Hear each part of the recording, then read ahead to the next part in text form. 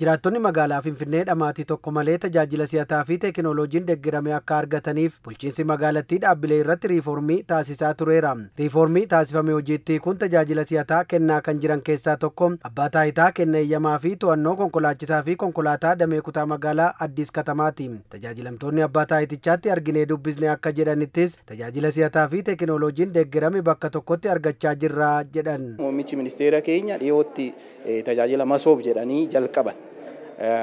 Tajaajila baay'ee bakka tokkotti kennuudhaaf kan jalqaban sun asittis kan mul'achaa jirudha.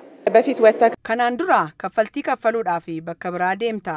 Amma garuu foddaadhuma cina kee jirutti kaffalta. Baankiinis asuma jira jechuudha.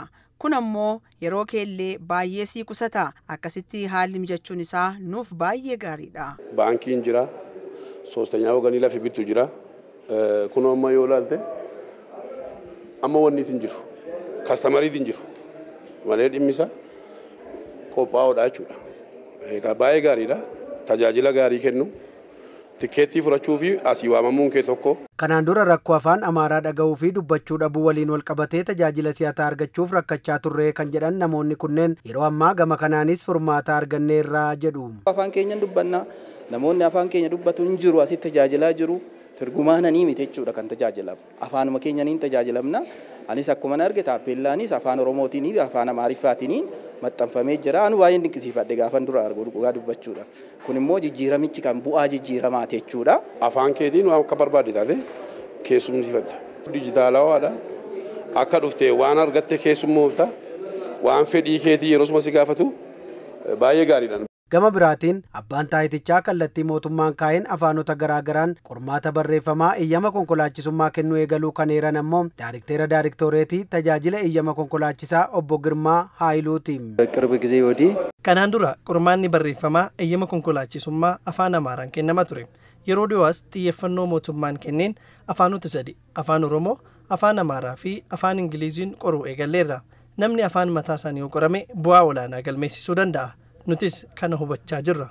Hojii gaggeessaan abbaa taayitaa kenna eeyyamaa fi to'annoo konkolaachisaa fi konkolaataa damee kutaa magaalaa Addis Katamaa obbo Asaffaa Waagii gama isaaniin itti quufinsa maamilaa dabaluuf tajaajila si'ataa fi teekinooloojiin deeggarame kennaa jiraachuu dubbataniiru. Ji'oottan salgan darbanittis tajaajila garaagaraa 77 kennuun galii birrii miliyoona 100 fi miliyoona 83 bulchiinsa magaalichaaf sassaabuun danda'amuu eeraniiru. Ji'a salgan kana keessatti tajaajila 77 fi sagalii fi 94 kennine kanarraa galiin sassaabame gara miliyoona 183 fi 900 fi 56 sassaabame mootummaaf galii kan ta'e jechaadha. Tajaajilli nuti kenninu immoo tajaajila kanaan dura duubatti ta'e miti. Tajaajila amma dijitaaliidhaan sirriitti kan beekame dijitaaliidhaan fayyadamnee kan jiru hundumtiyyuu konkolaataa irrattis konkolaachisaa irrattis kan kennanaa jiru dijitaaliidha. Kallattii mootummaan jijjiiramaa afaan Amaaraan dabalata afaanota 5 tajaajilli akka kennamuuf kaa'e hordofuunis afaan Oromoon tajaajila kennuu eegaluu isaaniis himaniiru.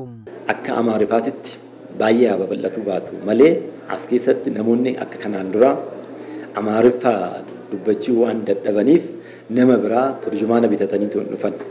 Nuti hin jirra hin keessummeessina akka iddoo alaa kaasnee taappellaa keenyarraa kaasnee amma iddoo infoormeeshinii argatan sanitti Oromiffaan Amaariffaan wal maddii barreessinee namoonni naannoo kana jiran namoonni Oromiyaarraa dhufan namoonni afaan Amaariffaatiin rakkatan akka itti fayyadaman akka isa dubbatanii ta'u akka hojii adda addaatillee ittiin guutachuu danda'aniif haala saffuun duratti ittiin hojjennaa jira.